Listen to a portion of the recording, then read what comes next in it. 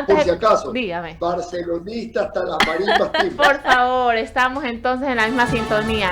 Temía estar vestida de amarillo y tomar la entrevista el día de hoy. Pero así vestido parece de Lorenzo, ¿no? Qué gusto que nos acompañe esta mañana, sobre todo cuando es barcelonista y cumplimos 100 años como equipo. Pero bueno, vamos a hablar también de temas políticos que acontecen, que no son necesariamente la alegría del país. Estamos frente a una situación política complicada donde se habla mucho de reformar la Constitución por diferentes vías. Se estudia la vía de enmiendas, reformas parciales y asamblea constituyente.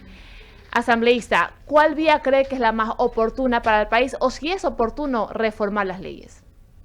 A ver, yo creo que las reformas son necesarias. El país las necesita. Ahora, no creo que la constituyente el día de hoy sea el camino adecuado, ya que un cambio de las reglas del juego contrae incertidumbre, inestabilidad y etcétera. En un momento en que la economía no crece, no genera empleos, la inseguridad sigue rampante y todavía no se han comenzado a solucionar problemas de gestión pública. Por ejemplo, medicina en hospitales, mejores condiciones en planteles educativos y etcétera. Creo yo que para hacer las reformas que el Ejecutivo ha planteado hasta ahora, el camino pudiese ser, por un lado, un paquete de enmiendas y un paquete de reformas que terminen en una gran consulta para que el mandante, que es el pueblo ecuatoriano, decida. Considera que, porque se está hablando mucho de parte del Ejecutivo, que estas vías, pues aunque suenan bien y muchos abogados constitucionalistas la han planteado, se habla mucho de parte del Ejecutivo de una asamblea constituyente. ¿Cuál cree que es el fin del Ejecutivo para hablar con tanta fuerza de una asamblea constituyente? Sencillo, lo que yo he escuchado hasta ahora, los argumentos que ha dado el Ejecutivo para la constituyente son eliminar el CPCC, que de lo que tengo entendido y lo que han explicado varios juristas, se puede hacer vía reforma parcial, endurecer las penas, que se puede hacer vía asamblea, y también cambiar el marco jurídico para que éste genere mayor certeza y confianza y participación del sector privado, nacional e internacional, cosa que también se puede hacer vía asamblea. Hasta ahora, yo no veo un argumento sólido para ir a una constituyente sin que antes se analice la vía de las opciones que estamos conversando acá. Al menos eso es lo que creo yo. Después puede ser consolidar su proyecto, no lo sé, eso tendrá que preguntárselo a ellos. Lo que sí, porque he escuchado ciertas notas que ellos han dado, no estoy de acuerdo con la posibilidad de que ellos elijan una asamblea de notables con representantes de los distintos poderes del Estado. La ley y la Constitución es clara, hay pasos acá. Primero, el gobierno tiene que enviar la justificación, es decir, el argumento de por qué no enmienda o reforma a la Corte Constitucional. Después, la pregunta y los considerandos. Y después, el estatuto, que son básicamente las reglas del juego, es decir, las condiciones de la constituyente, cuánto tiempo, etcétera, y la elección. Entonces, no hay forma en que ellos puedan saltarse el paso democrático que es la elección. Imagínese usted tener una nueva constitución que no tenga la legitimidad de ser redactada por los representantes escogidos por el mandante, que es el pueblo. No creo que tendría ningún sentido. Yo creo que si ellos han decidido ir a constituyente, están en su derecho, pero deben hacerlo respetando las leyes vigentes. Muchísimas gracias, Jorge. Dejo con Amanda, que tiene también más inquietudes. Jorge, ¿cómo vas? Buen día, gracias por aceptar la invitación. ¿Cómo estás, Amanda? Vamos a cuadrar un poquito más, que estoy fuera de cámara ya. Bueno, qué gusto saludarte, un poco escuchando tus apreciaciones sobre el posible escenario de Asamblea Constituyente. Yo particularmente creo que, bueno, la Asamblea Constituyente no aparece desde el inicio del plan de campaña del gobierno de Daniel Noboa, sino que se une solo al final, es decir, las 2 últimas semanas, me parece que, si mal no recuerdo, ellos empiezan a hablar de una propuesta de Asamblea Constituyente, por lo que yo podría decir que no era algo que habían trabajado desde un inicio, no lo tenían esquematizado desde un inicio, y que explica que ahora se esté solo desdibujando a través de ciertas ideas que se van depositando en uno que otro espacio mientras van midiendo cuál es la reacción. Yo podría creer que van a esperar a ver si ellos consiguen la mayoría en la asamblea, y hasta que eso no esté bastante concreto, no van a dar mayores luces sobre la decisión que van a tomar en esta reforma a la Constitución. Pero quería preguntarte, ¿cuál crees tú que va a ser ese escenario? ¿Ellos van a lograr alcanzar esta mayoría? ¿Crees que lo ves al gobierno consolidándose en el Parlamento? Lo que se escucha, ellos ya tienen mayoría, y lo que tú dices es claro. Si tienen mayoría, van a poder implementar algo que es fundamental: gobernabilidad. Si van a tener gobernabilidad, utilicen los mecanismos que existen para aplicarla, y que de esa forma las reformas se den, porque está claro que son necesarias, pero sin que exista una inestabilidad e incertidumbre enorme en la nación. Es conocido que cuando las reglas del juego se cambian, por lo general, los inversionistas detienen sus inversiones, lo que significa menos empleo, menos ingresos, menores condiciones de vida para el pueblo ecuatoriano y menor recaudación. También es conocido que por lo general, siempre a vísperas de elecciones, esto es técnico, está medido, la inseguridad aumenta. Entonces, yo creo que el momento político y económico que vive la nación necesita de certezas y garantías para poderse dar las reformas, pero sin generar incertidumbre o inestabilidad. Sí, correcto. Tengo un buen amigo que se llama Francisco Briones, que seguro está escuchando el programa de hoy. Decía él, la gobernabilidad siempre dura un aproximado de 6 meses. Ramiro, por favor.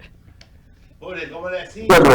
A veces dura menos, ¿ah? A veces dura menos. A veces dura menos, o cuando hay madurez y desprendimiento, dura más. Eso ha faltado mucho en el Ecuador, pero bueno. No, cuando hay 2 centímetros de amor por la patria y un poco de sentido común en el ejercicio del poder, podría durar un poco más. Jorge, pero termina siendo bien, que tengas buen día, en verdad. Resulta que ya en los estertores de tu ejercicio como legislador, ¿qué te queda? ¿Qué te queda? ¿Qué te llevas? Bueno, yo me llevo, la experiencia de poder estar en el Parlamento ecuatoriano, de conocer su dinámica, pero también, al menos en mi caso, y acá voy a hablar a título individual, la satisfacción del deber cumplido. Yo llegué con una propuesta que era de presentar leyes duras para que se pueda condenar con dureza al crimen organizado. La he presentado, todas ya están en la Comisión de Justicia. También me llevo la desazón de que los intereses políticos no han permitido que se traten con la agilidad que tenían que darse. Pero bueno, creo que ha sido una experiencia en que ahora he podido servir al pueblo ecuatoriano, y básicamente desde donde yo esté lo voy a seguir haciendo. ¿Y dónde vas a estar? Yo voy a estar en el sector privado, sin olvidarme. Ahora sí vas a trabajar, ahora sí vas a trabajar. Y voy a seguir trabajando en obra social, que lo vengo haciendo desde hace años, desde mucho antes de ingresar en la política ecuatoriana. ¿Y en el Partido Social Cristiano? Sí, seguir proponiendo. Yo creo que el partido necesita cambios profundos, y sin lugar a dudas ahí estará mi voz para que se den. En lo que queda del partido. Te paso con Jaime Velázquez. En lo que queda no. Oiga, la política es cíclica, Ramiro. Cíclica. Hay veces que se cometen errores, uno tiene que asumirlos, reconocerlos y tener la voluntad de cambiar para poder levantar las cosas. Y sin lugar a dudas, en la CEI habrá gente que tenga esa capacidad y esa voluntad para cambiar las cosas y ser nuevamente una gran opción de transformación y cambio positivo, que es lo que demanda el pueblo ecuatoriano. Como dice el tango, fumando espero. Le paso a Jaime Velázquez. Fumando no, pero que el cigarrillo sea corto. Jorge, ¿qué tal? ¿Cómo vas? Un placer estar por acá. Todo bien. Te voy a preguntar esto en estos años, 9 meses como asambleísta. ¿Por qué no se dieron o no se dieron las cosas en la Asamblea con respecto a evacuar los 130 y pico de leyes o reformas, inclusive las reformas de la Constitución, que están archivadas? Te pregunto esto porque mucha gente sí siente que la Asamblea no da paso con ciertas cosas y es a conveniencia del presidente del Legislativo. Cuéntanos un poquito cómo es este proceso y por qué no se dan paso a las cosas. Antes que eso, debo decirte que la Asamblea, entre leyes y reformas, ha aprobado, si mal no me equivoco, 52 de lo que va este año y pico. No sé si exista otra Asamblea que en el corto plazo del que te hablo haya hecho tantas cosas. Arranquemos por ahí. Y no la estoy defendiendo porque haya estado yo, sino porque es cierto, está ahí. 2.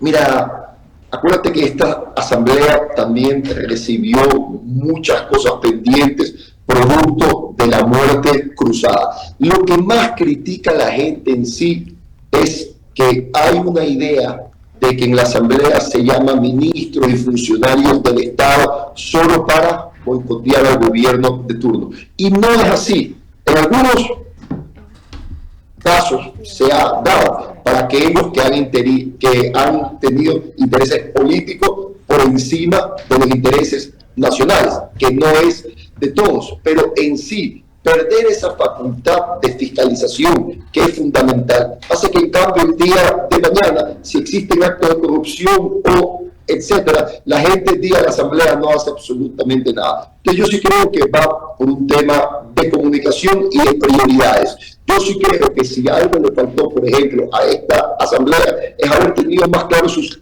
objetivos, de que lo primero que tenía que tratarse eran los temas de seguridad, economía y recuperación de los servicios públicos.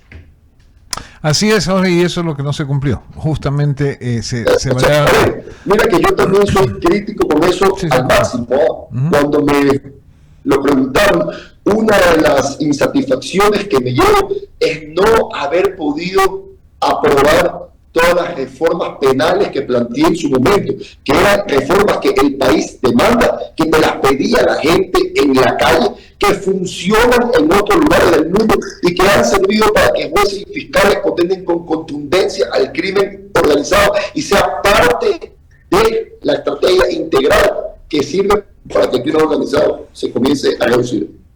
Correcto, Jorge. Ahora, se viene una nueva asamblea.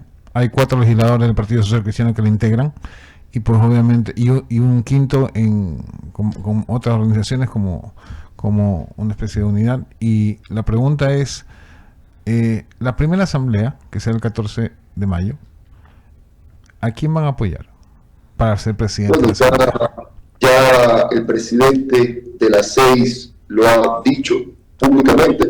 Nosotros vamos a apoyar al candidato que proponga el partido de gobierno, ya que ha sido el más votado. Eso significa que, digamos que entrarán a formar parte de una alianza con el gobierno, ¿o no? A ver, nuevamente, la Asamblea tiene sus etapas. El paso 1 es darle gobernabilidad a la misma y para eso hay que nombrar dignidades. 1. 2, después nosotros vamos a mantener la línea de siempre. Vamos a apoyar en las cosas que creamos que son positivas y obviamente estaremos en contra después del análisis técnico pertinente y de una propuesta alternativa a aquellas cosas que creamos que no son positivas por el pueblo. Así que claro, esa ha sido nuestra propuesta siempre. ¿Van a apoyar a la constituyente? Mire, nosotros, si el pueblo decide que quiere ir a una asamblea nacional constituyente, nosotros vamos a acatar la voluntad del pueblo ecuatoriano y por supuesto que estaremos ahí defendiendo derechos, libertades, el dólar que se vuelve a los prepones del Estado y etcétera. Pero primero veamos cómo se va dando el procedimiento. Yo quiero ser prudente en ese sentido porque al igual que Amanda, creo que el gobierno está analizando las opciones que tiene. Creo que recién está analizando las opciones que tiene. Correcto, Jorge. Le voy a dar la bienvenida a Javier Segarra, que está con nosotros y que va a continuar la entrevista. Adelante, Javier. Buenos días. Gracias, Jaime. ¿Cómo le va, estimado Jorge? ¿Cómo está? Buenos días. ¿Cómo estás, Javier? Bien, gracias a Dios. Un abrazo. Gracias. ¿Usted se alineó con la amarilla? Siempre, hasta la muerte, desde que nací. Desde el primer espermatozoide que entró. ¿Le parece bien? Desde el primer espermatozoide. ¿Qué diferencia puede existir o debería existir entre esa asamblea acostumbrada por los ecuatorianos a no creerles y la que podría ser este nuevo giro? Porque ya la gente está cansada de que haya una inercia en las cuestiones o en las normativas que tanto requiere el país. No le digo por ustedes como bloque o como partido, sino en términos generales. Usted sabe que por uno pagan todos. Mire, yo sí creo que debe haber un ejercicio de desprendimiento de los intereses políticos y poner por delante los intereses generales. Y le voy a dar un ejemplo que me tocó vivirlo. Esta asamblea, cuando Henry Cruz fuera presidente, comenzó muy bien. Aprobaron varias leyes por unanimidad, incluso, ¿ya? Lo cual era un gran ejercicio de los distintos partidos, independientemente de sus pensamientos o ideologías, de construir una agenda nacional que nos permita aprobar leyes y reformas para que el país pueda comenzar a salir adelante. Después hubieron cambios y, en honor a la verdad, el cambio principal ahí vino desde el Ejecutivo y vino desde el no me dejan gobernar. Si me pregunta ahora, yo puedo decirle que eso fue una estrategia política clara para encerrarnos con el correísmo en una esquina y culpar a la Asamblea de aquellas promesas incumplidas, para desviar la atención de aquellas promesas incumplidas. Entonces, el primer cambio es que ojalá que se construyan los puentes de diálogo necesarios para entender que el Ejecutivo y el Legislativo tienen que trabajar juntos, pero de forma sostenible en el tiempo, que los problemas de la nación los tenemos que abordar todos y que independientemente de las elecciones o etcétera, hay que construir políticas públicas en el tiempo, que le den seguridad jurídica y confianza a la sociedad en su conjunto. Eso creo yo que sería un cambio fundamental si se logra sostener. Nosotros lo hicimos, creo yo, los primeros 6 meses de la Asamblea actual. Después, desafortunadamente, algo se rompió, pero si se logra sostener eso, creo yo que fuera un ejemplo de madurez de la política ecuatoriana, y ojalá que eso se pueda dar, entender que los problemas hay que abordarlos en conjunto y entre todos los sectores que participan de la cosa pública. Enmiendas y reformas que de alguna u otra manera requieren tanto los ecuatorianos. Para Así eso es. son los consejos. Desafortunadamente es lo mismo de siempre. Los partidos y sus representantes poniendo por delante los intereses antes que los intereses que tiene la nación. Por eso digo, si se logra sostener eso en el tiempo, entonces ahí sí nos mostrarían un cambio real y una madurez desde la clase política ecuatoriana que puede irradiar e inspirar a la sociedad entera. Jorge, queremos agradecerle por haber estado con nosotros esta mañana. Un saludo cordial para la mesa y obviamente para todos sus seguidores. Muy bien, gracias, Jorge Acaitur. Gracias, un placer enorme. Igualmente. Dígame en qué instancia estamos. No. Primero dale el buenos días, mi querido Javier. No había podido saludarlo. Segundo, lo felicito por su outfit. Siempre. Estamos coordinados.